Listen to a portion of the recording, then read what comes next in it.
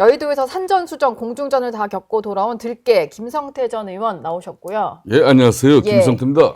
또 눈치 안 보는 진단과 처방으로 속을 뻥 뚫어주시는 미스터 쓴소리 오랜만에 모셨습니다. 이상민 전 의원 나오셨습니다. 네, 안녕하세요. 예, 두 분도 오랜만에 보시는 제가 것 같더라고요. 개인적으로 뭐 같은 정치인들 그냥 입에 발린 소리로 존경한다 소리 많이 하지만 난 진짜 개인적으로 우리 이상민 의원을 존경해요. 아, 존경하는. 제가 국회에서 좋아요. 존경하고 국회에서도 좋아하는. 이게 제가 그때가 언제입니까? 본인도 이제 법률가지 않습니까? 네. 그러니까 변호사 신분을 가지는 분인데 이 변호사는 이제 여러 가지 좀 우선적 지위를 확보해요. 근데 이분들이 그러니까 변호사 지위에다가 플러스 세무사 지위까지도 확보하려고 했을 때 네. 그걸 대한변협이나 뭐 이 조직적으로 엄청난 정부의 변호사들이 그걸 상당히 밀어붙였겠네요. 그걸 밀어붙이는 분위기 속에서 이러면 안 된다. 그럼 변호사들 세무사 영역은 예. 세무사에게 맡겨야지 왜 우리가 그것까지. 그때 내가 개인적으로 저분 대단하다. 정말. 네. 적은 많이 생기죠. 14년 만에 통과됐어요. 그래가지고 엄청 변호사들한테 비토를 많이 받았지만은 그건 대단한 일이었죠. 두 분의 케미를 좀 기대를 해보면서 좋아하고 존경하는 사이라고 하시니까 한번 시작을 해보겠습니다. 이분도 이런 다양한 케미를 보여주시면 참 좋을 것 같은데 정청래 민주당 대표가 첫 행보부터 이제 보통 이제 현충원 가서 참배하잖아요. 근데 김대중 전 대통령 묘역에만 참배를 하고 또 내란 세력과는 악수하지 않겠다 뭐 이런 얘기를 하면서 지금의 어떤 제1야당을 협치 대상으로 보진 않는 것 같아요. 좀 행보 어떻게 보셨습니까? 아마 그 우쭐거리는 마음이 지금 뭐 부풀어 올라서 예. 그 자신도 주체하기 어려울 거라고 생각돼요. 그런 거에서 비롯된 건데 이제 그러다가 이제 큰 코 닥치죠. 저렇게 그 오만불선하게 뭐 우쭐거리고 힘자랑하고 이런 사람들 이런 그런 조직이 잘 되는 꼴이 없습니다. 네. 예. 일단은 뭐 강공 드라이브를 걸겠다라는 것 같고요. 정광석화처럼 개혁도 끝내겠다라고 하고 있는데 저는 그래도 뭐 말은 이렇게 해도 통상적으로 하는 일정들 있잖아요. 뭐 야당 대표 만나서 좀 난 주고받고 뭐 이런 거 그런 건 할 줄 알았는데 보니까 오늘 일정들을 보면 국회의장부터 시작해서 조국혁신당 뭐 다 만나는데 국민의힘이랑 개혁신당 만나는 거 빠져 있더라고요. 그러니까 이게 참 근본적으로 그 이제 집권당의 대표가 되면은 모든 게 달라져야 되는 거예요. 예. 이재명 대통령이 국정 운영에 총괄적인 책임을 지지만은 또 집권당이라는 민주당은 한 축이에요. 국정 운영에 책임을 지는 한 축이에요. 네. 그렇다면 국민을 통합하고 소통하고 또 특히 이재명 대통령 같은 사람도 지금 현재 정치를 통해서 국정 운영을 풀어나가겠다. 그게 바로 협치예요. 협치는 이제 야당의 목소리도 존중하고 야당에게 더 많은 기회를 부여하면서 네. 그렇게 해서 지금 거대 절대 입법 권력뿐만 아니라 또 뭐 이 대통령 통치 권력까지 이런 절대 권력이 만들어졌거든요. 대한민국 헌정 역사상 이렇게 절대 권력이 만들어진 경우도 허다지 않아요. 네, 그렇죠. 그렇다면은 진짜 겸손하고 좀 국민들을 봐서라도 이렇게 자신이 낮출 줄 알아야 되는데 뭘 그렇게 기고만장해가지고 네. 동작 국민 모지가 세상에 뭐 부모의 애배 없는 자식 어디 있어? 예. 자기는 그러면 어디 뭐 그냥 민주당 인사의 헬통만 받아가지고 대한민국이 이만큼 발전한 거냐고. 네. 예? 진보 보수 다 서로 협력하고 협조하고 때로는 또 민주화를 위해서 산업화를 위해서 그 많은 시간 고민하면서 그렇게 오늘의 대한민국이 있는데 이 친구는 근본적으로 생각을 개조해야 될 친구예요. 예. 예? 이런 친구를 갖다 민주당이 네. 지금 대표를 만들어 놨으니 대표가 제가 볼 돼도 때는 뭐 보세요. 되게 제일 압도적으로 된 골머리 거잖아요. 아파할 사람이 국민의힘 아니에요. 이재명 대통령이 앞으로 제일 골머리 아파할 겁니다. 바로 이 양반 때문에. 이재명 대통령이 대표할 때 수석 최고위원이었잖아요. 근데 아마 뭐 당내 상황이라서 잘 아셨을 것 같은데 둘이 원래 안 친한 사이인가요? 별로 뭐 두 사람 서로 믿지 않을 거요. 그냥 필요에 의해서 이렇게 대외적으로 짐짓 굉장히 뭐 정청래 의원이 이재명 대표를 위해서 뭐 하는 것처럼 당장 못하기가 그렇다고 거기에 뭐 반기를 들 수 있나요? 네. 그렇게 했지만 아마 뭐 그 정청래 그 대표가 이제 지금 당대표 집권 여당의 당대표가 됐잖아요. 자력으로. 네. 뭐 그런 상황 속에서 이제는 뭐 그 이재명 대통령 앞에서도 호락호락 안 하겠죠. 그러니까 사실 뭐 이재명 대통령이 그 취임사에서 했던 말이 모두의 대통령이 되겠다 이런 얘기를 했었는데 사실 지금 정청래 대표가 하는 행보를 보면 모두를 위한 여당 대표의 정치가 아니고 그렇죠? 강성 지지층이 좋아할 만한 말과 그렇죠. 행동을 하는 것 예. 같아요. 그러니까 저는 어제 깜짝 놀랐어요. 이재명 대통령이 그 뾰족하고 날선 사람도 대통령이 되고 나니까 국민 전체를 아우르기 위해서. 예? 네. 그때도 그냥 뭐 대려 참모들도 정무 라인에서도 생각지도 않은 전체 이승만 대통령부터 심지어 박태준 산업화의 그 상징적인 인사까지 그 묘역까지 다 둘러봤잖아요. 네. 예? 예. 이승만, 박정희, 김대중, YS 김영삼부터 할 것 없이. 그런데 지금 현재 어제 정청래 민주당 대표의 저 국민묘지 그 방문 행식은 참배 행식은 정말 이렇게 국민을 저렇게 집권당 대표가 저렇게 갈라도 되냐. 아마 대한민국 헌정 역사상 최악의 그런 어제 내용을 보여준 거예요. 최악의 여당 대표의 첫날 그 행보였습니까? 본인한테도 그게 마이너스 텐데 네. 뭐 그 방식이 박수 칠 사람이 얼마나 될까? 아니 자기 주위에 있는 김어준과 뭐 이렇게 강성 그 민주당 소위 그 사람들만 박수 치겠지 네. 대부분의 국민들이 박수 치겠습니까? 그리고 졸렬하게 보겠죠. 예. 뭐 하는 그 삶의 태도나 사람들에 대한 예의나 뭐 이런 것들이 정말 형편없구나 이런 생각이 들어요. 저하고 더구나 같은 대전 출신이라 저는 친합니다. 잘 알고. 대전 출신이에요, 근데 정청래 의원이? 예, 예. 네. 대전에 저 충남에 있는 금산군 출신이면서 대전에 유학 와서 대전에서 고등학교 졸업하고 그랬죠. 근데 저렇게 가면 본인도 망치고 민주당도 망치고 한국 정치를 망치는 거죠. 그러면 편할 날이 있겠습니까? 한국 네. 정치가. 일단 뭐 어제 대표가 되고 나서 첫날 뭐 현충원 행보부터 그런 모습을 보였고 또 본회의에서 지금 큰 관심은 못 받고 있는 것 같긴 합니다만 국민의힘이 필리버스터 계속 진행 중이거든요. 네.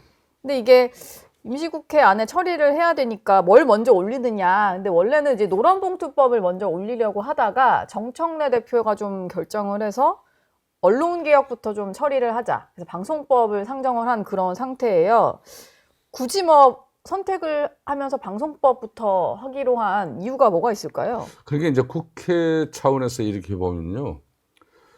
노란봉투법은 원샷으로 이렇게 이제 하루에 이제 하루에. 필버스터 하더라도 24시간 지나고 나면은 3분의 2에 이제 3분의 2죠. 3분의 2의 의석이 이제 동의하면은 그냥 무력화시키고 바로 본회의 표결로 끝나버려요. 네. 근데 이제 이 방송법 같은 경우는 들여다보면은 개별법이에요. KBS 공영방송이라도 KBS법 따로 해야 되고 MBC법 따로 해야 되고 EBS법 다 따로따로 해야 되는 거예요. 그러니까 필리버스터를 하더라도 세 번을 해야 되는 거지. 아, 법이 세 개니까. 그렇지. 네. 그런데 이제 노란봉투법 같은 경우는 원샷이니까 그래서 이걸 먼저 처리할 거다. 그렇게 하고 여름 휴가 때니까 휴직으로 갈 거다. 이렇게 생각했는데 이걸 이제 결론은 이제 정청래 대표가 바꿨다는 거 아닙니까? 네. 그러니까 이 말은 이제 첫날부터 민주당에 내에서 자신의 존재감을 상당히 거립을 세게 신 거죠. 그러니까 민주당 내적으로도 이미 국민의힘 원내 협상할 때 네. 법안 상정 이 부분에 대해서 국민의힘은 노란봉투법을 강력하게 뭐 전체적으로 방송사법도 마찬가지지만은 저지하고자 했지만은 네. 노란봉투법 같은 경우는 경제 8단체가 지금 외국 투자 뭐 그런 기업 입장에서도 만약 이거 하면 우리 대한민국 철수하겠다 그런 분위기 속이기 때문에 조금이라도 이걸 늦춰보려고 했어요. 근데 의외로 뭐 그런 측면에서 이제 정청래 대표가 네.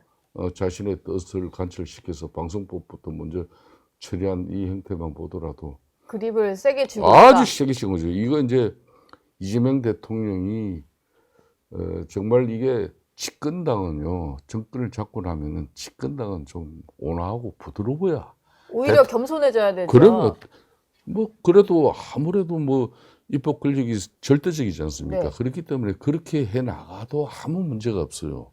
근데 정청래처럼 저렇게 또 뽀짝하게 나를 세워버리면 그 피해는 고스란히 이재명 대통령한테 돌아갑니다. 대통령에게 간다. 뭐 하라고 놔두세요, 정청래. 지금 뭐 크게 말해서 3대 개혁인 것 같은데 검찰 개혁, 언론 개혁, 사법 개혁을 추석 전에 끝내겠다. 추석이 얼마 안 남았거든요. 근데 그러면서 세계 개혁 작업을 수행할 TF 위원장을 좀 앉혔는데 보니까 다 센 분들이에요. 민영배, 뭐 최민희, 백혜련 이런 분들이 TF 위원장이 됐더라고요. 그 첫 인선은 어떻게 보셨나요? 그러니까 뭐 자기 휘하에 자기 뜻을 잘 따를 사람들을 했을 테고 뻔하게 네, 또 면면이 보면은 그 민주당에서도 그 강경파들이죠.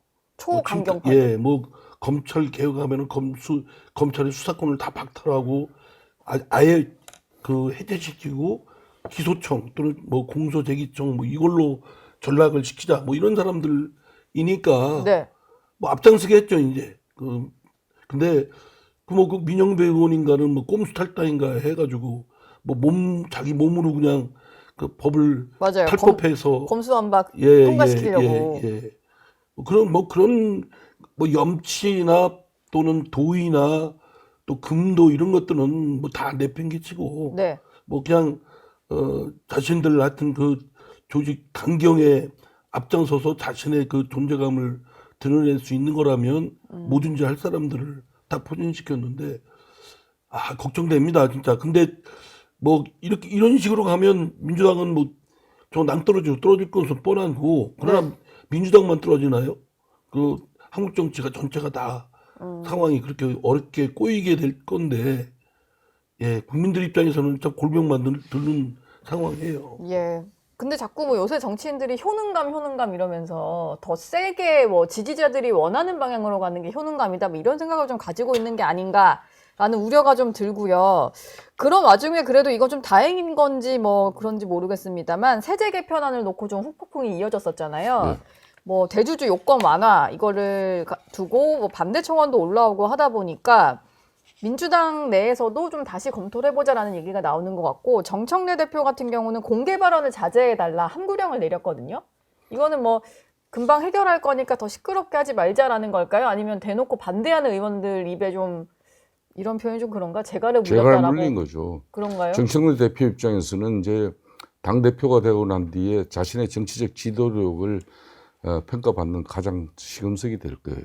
그렇기 때문에 일단 의원들, 그 다양성이 많은 그런 민주당 의원들 이미 뭐 이성희 의원을, 김성희 의원을 비롯한 그 스피커들이 막 틀어대고 열 몇 명이 동조해주고 막 그런 분위기였는데 예.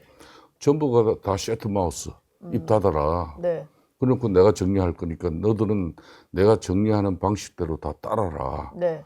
결론은 한정혜 지금 이제 정책위 의장한테 이란 이안 만들어서 올려봐라.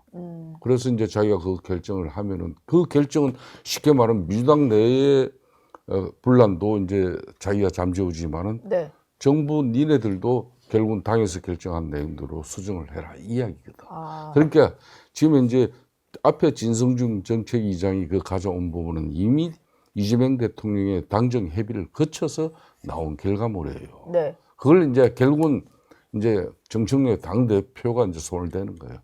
이제 요 앞에 이제 여가부 강선우 장관 내정자 그 낙마건도 그런 거 아닙니까? 박찬대 당시 후보는 그걸로 가지고 이제 승부수를 걸었어요. 네. 그걸 맹심을 차출한 거거든요. 그때 대단히 이 사람은 서운했죠. 그렇게 딱 되고 나자 보면 제일 먼저 챙긴 사람 중에는 강선우 장관 네. 당신은 내가 챙기겠다 앞으로. 정청래 대표가 당선 직후에 통화를 한 게 강선우 의원이었죠. 그렇죠. 그러니까 예. 그 말은 당신을 내친 이재명 대통령보다는 내가 당신을 훨씬 낫다. 그러니까 뭔가 자꾸 보이면서 보이지 않는 백을 쌓고 있는 거예요. 예.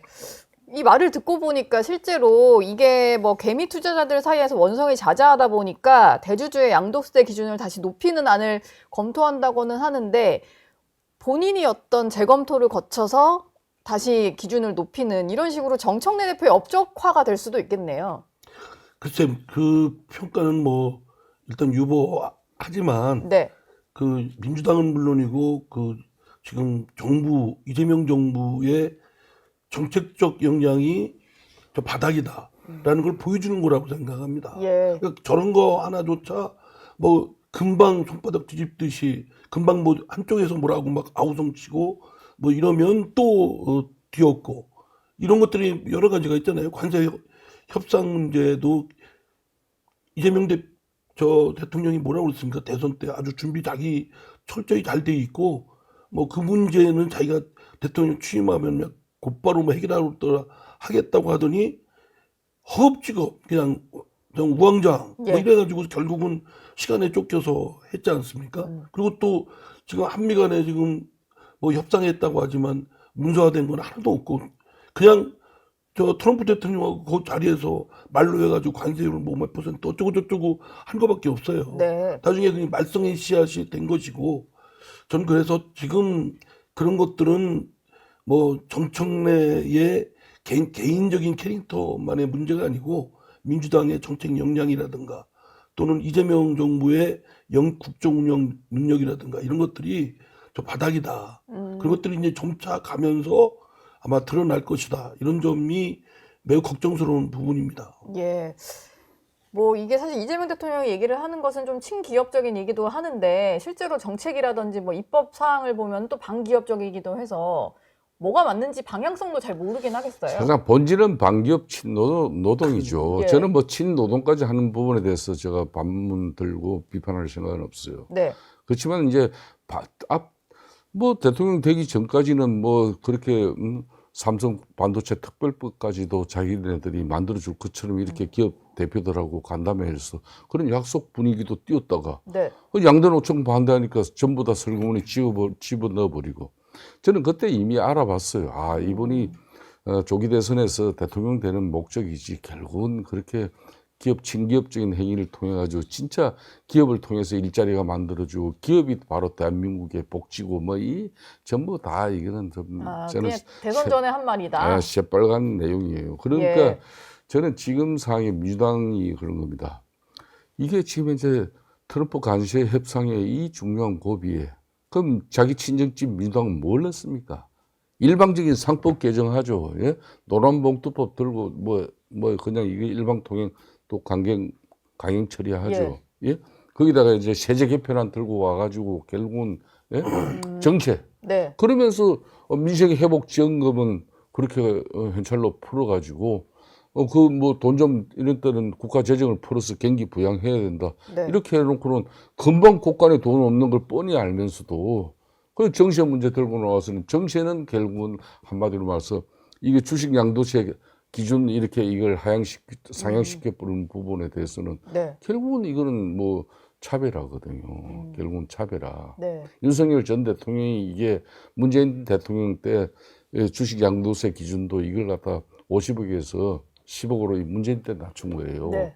이걸 다시 윤석열 때 다시 50억으로 올렸는데 이거 다시 이제 10억으로 낮추겠다는 이야기예요. 이게. 예. 이게 시장에 미칠 영향보다는 그러니까 전 정권에서 이게 했던 거를 이게 좀 기업들을 아우르면서 기업들이 그렇지 않아도 지금 트럼프 이 관세 때문에 네. 골머리를 쌓아매고 어떻게 앞으로 대한민국 수출 수입으로 다 먹고 사는 나라 아닙니까? 네. 거기에 국민들이 슬기롭고 지혜로운 그런 지금 현재 트럼프 대통령하고 정상회담에 지혜를 모아야 될 사람이 이렇게 친정집에서는 일 그냥 난장판 걸리도록 그냥 방관하고 있고 거기다 정청래 정말 희대의 뭐 대한민국 희대의 이제 당대표 하나 민주당이 하나 만들어냈어요. 그 기업 일자리 만들고 경제를 그 진작시키고 하는 중추 세력은 기업이지 않습니까? 네. 그 기업이 잘할 수 있도록 규제도 풀고 뭐 하여튼 뒷받침해주고 또 노사 간의 뭐 일정한 그런 대립이나 갈등에 대해서는 균형점을 찾아서 조정도 해주고 이렇게 해서 사실은 국내에 있는 본래 그 국내 기업들뿐만 아니라 전 세계에 있는 글로벌 기업들이 대한민국으로 몰려오도록 네. 그런 기업의 여러 가지 환경 조건을 만들어 줘야 되는 게 대한민국 정부가 할 일인데 오히려 지금 지금 제가 만약에 기업하는 입장이라면 한국에 있어야 될 이유가 없습니다. 여러 규제가 더 강화되고 네. 뭐 노란봉투법만 해도 그 원청 기업이 저 하청 기업의 노조를 일일이 다 해야 된다고 한다면 네. 하나의 뭐 배를 만드는 그런 사업이다 그럴 경우는 수백 개의 그런 노조와 상대를 해야 되고 지금 또 관세 협상의 핵심이 조선인데 그렇죠. 그 업계가 또 힘들어질 수 있는 그리고 거잖아요. 저 트럼프 대통령 말 맞다나 미국 가면 관세 안 물어내지 않습니까? 네. 그럼 미국으로 가죠. 그냥 왜 여기 국내에 여러 가지 규제를 받고 뭐 저 사업하기도 힘들고 세금도 많이 내야 되고 하는데 한국에 있어야 될 이유가 뭐가 있습니까? 네. 그런 것들에 대한 그런 그 좀 깊은 건 아니죠. 기본적인 그런 검토도 잘 안 돼 있으면서 그냥 허겁지겁 하는 걸 보면 지금 뭐 집권 초기니까 이제 이재명 대통령의 뭐 이런 것 저런 것이 가려져 있을지 모르지만 네. 이제 모든 이제 문제들이 불거지고 표출되고 하면은 아마 감당하기 어렵지 않겠나 이런 생각이 듭니다. 그리고 뭐 임기 초반부터 인사 관련된 여러 논란이 있었고 낙마를 한 후보자들도 있긴 합니다만 논란 속에도 계속 이제 자리를 지키고 있는 게 최동석 인사혁신처장이 있고요. 그리고 또 이번에는 또 한 분의 인사청문회 대상은 아닙니다만 전치영 대통령실 공직기강 비서관의 어떤 과거 변호 이력이 좀 논란인 것 같아요. 근데 두 사람이 공교롭게도 최동석 인사혁신처장은 공무원들 인사 이런 걸 좀 담당을 하고 공직기강 비서관도 뭐 대통령실 직원들 복무라든지 뭐 인사검증 이런 분야에 좀 영향을 끼치는 그 직책이잖아요. 근데 보니까 누구나 들으면 알만한 버닝썬 사건을 변호를 했다 이러더라고요. 그러니까 버닝썬 사건이 불과 몇 년 됐습니까? 예? 집단 성폭행을 통해 가지고 아무리 이 사람들은 그러니까 그런 뭐 주류업계 그런 데서 예. 일하는 여성들의 인권은 없고 그냥 그 사람들이 술 취하고 또 약에 취해 가지고 뭐 아무것도 기억하지도 못하는 그런 사람으로 그냥 일방적으로 매도해버리면서 예. 그 사람들 그 갑질한 그 사람을 이 변호한 사람이 바로 이 전치영 당시 변호사였어요. 이런저런 그 수많은 변호사 출신의 법조인들 많은데도 불구하고 해필은 골라도 이런 사람들 골라가지고 이런 사람이 먼저 무슨 뭐 공직기강 비서관으로 75만의 그냥 공직자들이 네. 부정부패 비리 그런 또 성폭행 뭐 치사 뭐 이런 사건이 생겼을 때 어떻게 추상 같은 한마디로 조치를 취할 수 있는 대통령실이 되겠냐고요. 예? 예. 앞에 최동석 인사핵심처자가 그 이재명 대통령 한 사람 빼놓고는 욕이란 욕은 뭐 대한민국 사람들 웬만큼 다한 친구를 갖다 거기다 앉혀놓고 그러네요. 진짜 이재명 대통령 빼고는 관세 협상 때문에 네. 어영부영 그냥 슬쩍 넘어가고 있는 거예요. 사실 국민들은 다 기억은 하고 있는데 뭔가 이제 그 공직 기강을 잡아야 되고 인사에 좀 관여를 하는 이런 제가 직책에 좀 논란의 인물들이 국민의힘 입장에서도 예. 한두 명, 몇 명 정도는 끝까지 그러니까 물고 들어가야죠. 최동석 이런 뭐 인사 핵심처장 같은 경우 관세 네. 협상이 있고 뭐 여러 가지 정치적 상황이 있다 하더라도 끊임없이 물고 나갈 수 있는 그런 쉽게 말하면 끈기가 있어 집중력이 있어 줘야 이런 사건이 묻히지가 않는 건데. 네. 주진우 의원은 계속 얘기하시던데요. 그래도 그래 한 사람 그분도 뭐 지금 현재 최고위원 후보니까 스쳐 지나가는 당대표 후보. 당대표 후보. 예. 뭐 그렇습니다. 일단 뭐 이런 논란이 있다라고 해도 인사 조치는 안 할 것 같아요. 당연히. 우선 공직기강 비서관 말 들어보면 이제 공직기강을 문란시킬 비서관이죠. 그 사람 보고 저 전국의 공직자들이 내가 자세를 반드시 하고 솔선수범하고 국민에 대해서 헌신하게 해야 되겠다 이런 생각이 들겠습니까? 예. 다 뒤에서 슝슝슝은 되죠. 근데 그 사람이 이재명 대통령 뭐 여러 공직선거법인가 변호인이었지 않습니까? 네, 맞아요. 그러니까 그걸 시키는 사람도 한심한 사람이죠. 예? 아니 그런 사람을 우리가 아무리 하고 싶어도 저 염치나 부끄러움이나 뭐 이런 것 때문에 못하는 경우가 많지 않습니까? 네. 이렇게 어떻게 자기 변호인 했던 사람을 그 자리에 사적으로 그런 인연 때문에 변호인을 시켰던 사람을 이런 공적인 자리에 앉힙니까?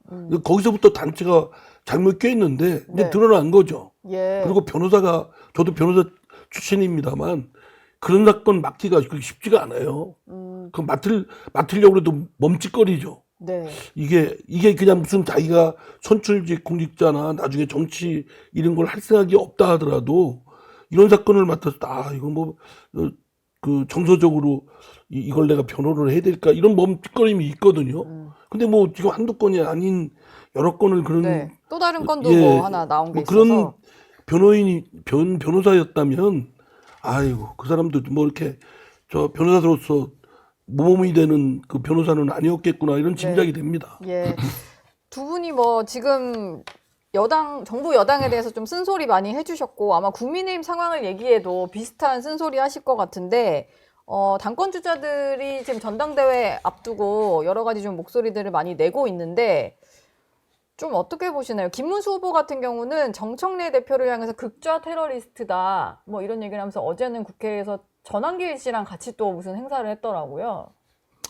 그러니까 후보들이 전당대회에서 이제 좀 선명성을 강조해가지고 강성 열렬 지지층으로부터 이제 득표 활동을 높이는 것은 이거는 뭐 다 허다한 내용인데 예. 실질적으로 본질적으로 지금 국민의힘 전당대회 같은 경우는 야당으로서 체질 전환을 가져가야 될 그런 중차대한 시점이에요. 즉 그 말은 윤석열 전 대통령을 갖다가 우리가 안고 끌고 가면 끊임없이 앞으로 선거라는 선거는 하는 족속 계속 참패를 할 수밖에 없을 거예요. 당장 이제 10개월밖에 남지 않은 내년 6.3 지방정부 선거에서 그럼 그때 지방정부 선거에서도 그럼 다시 이재명, 윤석열 그 프레임으로 기초단체장, 광역단체장 이런 지방정부 선거를 치러야 되죠.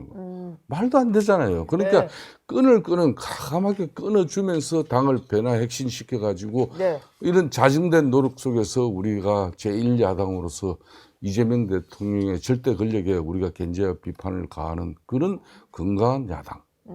그리고 거대 입법 권력 여대 야소 전국에서 정청래 당대표가 중심이 돼가지고 이런 엄청난 한쪽 진영 팬덤만 보고 가져가는 집권 세력에게 어떻게 대응할 것인가. 네. 이거는 오로지 국민적 신뢰가 뒷받침되지 않는 야당은 야당짓 못해 먹어요. 지금 국민의힘 전당대회는 국민들 등에 업고 갈 생각은 안 하고 자꾸 그냥 국민의힘 내에서도 가장 오른쪽에 강성 지지층 그분들 등에 업혀가지고 당대표 되는 게 무슨 목적입니까? 예. 예? 당대표 된다고 해서 이런 상태로 내년 지방선거 치를 수 있냐고요.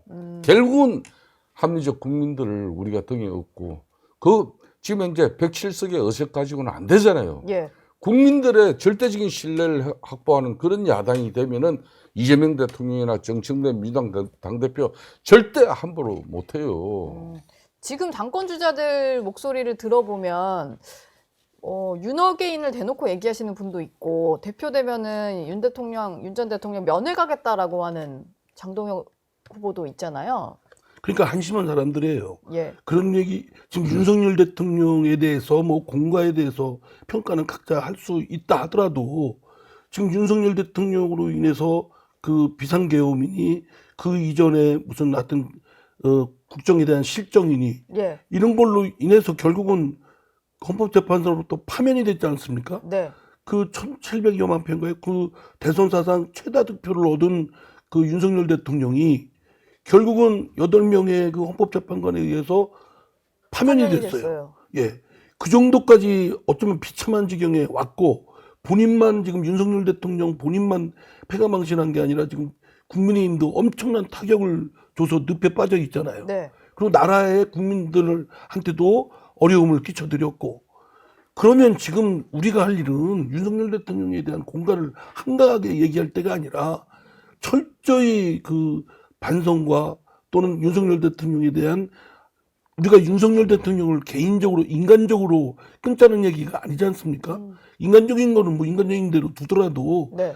윤석열 대통령이 펼쳤던 국정에 대한 잘못된 점, 특히 뭐 비선계엄이나 이런 것들은 과감하게 그건 잘못된 거라고 인정을 하고 그로부터 시작이 돼야죠. 그리고 네. 앞으로 우리는 뭐 과거에 늪에서 허우적거릴 게 아니라 이제 국군을 개척하고 국민들 편안을 위해서 일하겠다 이런 것들을 지금 국민들한테 심어드리고 그로부터 신뢰를 되찾고 지지를 얻어내고 이래야 되는 상황인데 네. 자꾸 무슨 윤어게인에서 또 비상계엄하자는 얘기예요. 그리고 저는 전한길 네. 씨가 라는 양반들이 진짜 이 양반 뭐 국민의힘이 지금 언제 입당했어요? 몇 달 안 됐죠. 예, 그러니까요. 그러면서 뭐 10,000명인가, 뭐 10만 명인가를 뭐 자기가 동원할 수 있다는 등 호언장담하는데 대체로 그런 사람들 뭐 알맹이에 꽉 찬 경우를 못 봤어요. 다 허풍이지. 예. 그런데 비상계엄의 경우 같은 경우만 해도 그걸 뭐 계몽령이라고 해서 정말 맞습니다. 예. 제가 뭐 더 이상 하면은 좀 비속어가 나올 것 같으니까 네. 한데 그런 말도 안 되는 엉터리 같은 얘기를 하는 것에 추종해가지고 하는 무리들이 있고 네. 또 뭐 지금 그 대표가 되면은 윤석열 대통령을 곧바로 뭐 면회를 가겠다는 아니 그게 무슨 대한민국의 국군하고 국민들의 그 민생하고 무슨 관계가 있어요? 네. 거기에 짐짓 반성하는 모습을 보이지 못할 망정 국민들 아주 그 부활을 지르고 그래서 저는 이 사람 그렇게 말하는 사람들은 자신들이 표를 얻기 위해서 정말 값싸게 그렇게 행동할지는 모르지만 그러나 당도 망치고 네. 나라도 망치고 그런 꼴이라고 생각합니다. 얘기를 듣다 보니까 좀 두 분 생각이 궁금한 게 있어서 지금 그 특검에서 윤석열 전 대통령에 대한 체포영장을 발부를 받았잖아요. 근데 이르면 오늘 또 집행을 할 수 있다라고 하는데 이 사안을 보는 여러 가지 시선들이 좀 엇갈리는 것 같아요. 이런 겁니다. 쉽게 말하면 예, 특검이 너무 특검에서 망신 준다는 의견도 있고. 끌고 나와서 망신 주려고 하는 특검이나 네. 끌려가지 않으려고 발버둥 치는 그런 윤석열 전 대통령이나 뭐 참 볼상사나운 모습이죠. 볼상사납다. 그러니까 네. 뭐 그렇게 본인이 뭐 특검에 가봤자 실력이 없기 때문에 특검 출석을 거부하고 싶으면은 그냥 특검 출석에 응하면서 진술 거부권 행사해버리면 되잖아요. 예. 또 특검 입장에서도 그렇게 끌어와서 국제적 망신시켜주는 게 과연 대한민국 국격에 무슨 도움이 되겠어. 그러면은 굳이 특검 입장에서도 그래도 피의자로서 윤석열 전 대통령에 대한 수사가 필요한 부분이 분명히 있을 거예요. 네. 있다면은 구치소 내부에 별도 공간을 만들어 달라 그래가지고 예. 거기까지 불러내가지고 거기서 조사를 진행해도 되는 방식이 있어요. 근데 굳이 이런 방식으로 가지고 이 삼법 무도위에 국민들 짜증나게 만드는 이거 바람직하지 않아요. 예. 둘 다 문제다라고 하셨는데. 저는 이제 순전히 법리적으로 제가 이제 뭐 법학도 출신이니까 네. 말씀을 드리면 우리나라 수사는 강제 수사가 원칙이 아니라 임의 수사가 원칙입니다.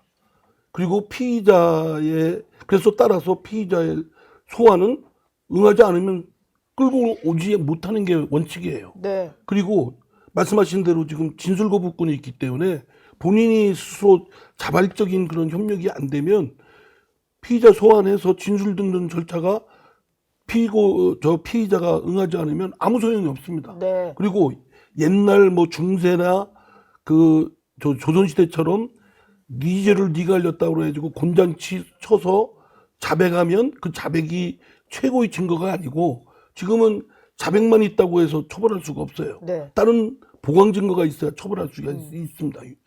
그렇다면 지금 특검이 윤석열 대통령을 굳이 뭐 체포영장 받아서 그거를 강제력을 발휘해서 하는 것은 네.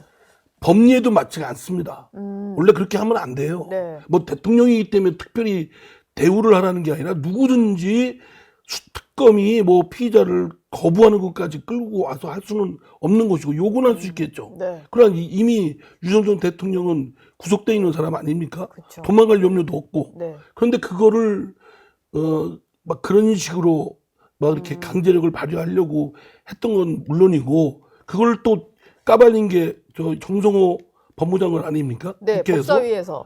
그거는요 진짜 반인권적인 행태입니다. 법무장관은 누구를 위해서는 게 아니라 법 질서의 준수를 위해서 우리 헌정 질서의 유지를 위해서 노력해야 될 사람이고 누구보다도 피의자의 인권에 앞장서야 될 사람인데 네.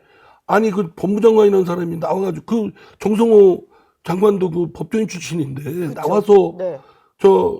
뭐 대통령이 뭐 속옷을 수의를 벗어던지고 입고 있다가 벗었다, 뭐 바닥에 이런 거. 누워버리고 뭐 네. 이런 거를 시시콜콜 얘기를 한 이유가 뭐예요? 제가 볼 땐 그 법무장관부터 반헌법적, 반인권적 행태를 보인 겁니다.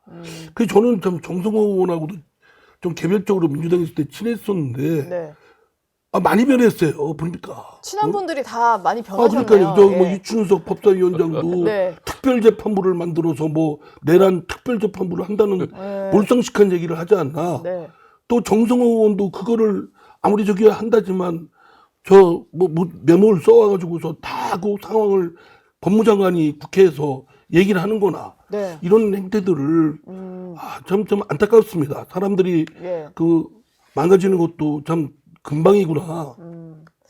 알겠습니다. 두 분 얘기 듣다 보니까 시간이 훌쩍 가서 저희는 2주 뒤에 또 다시 모시겠습니다. 오늘 말씀 감사합니다. 감사합니다. 예, 저희 영상 많이 시청해 주시고요. 좋아요, 구독, 댓글, 알림 설정 꼭 부탁드리겠습니다.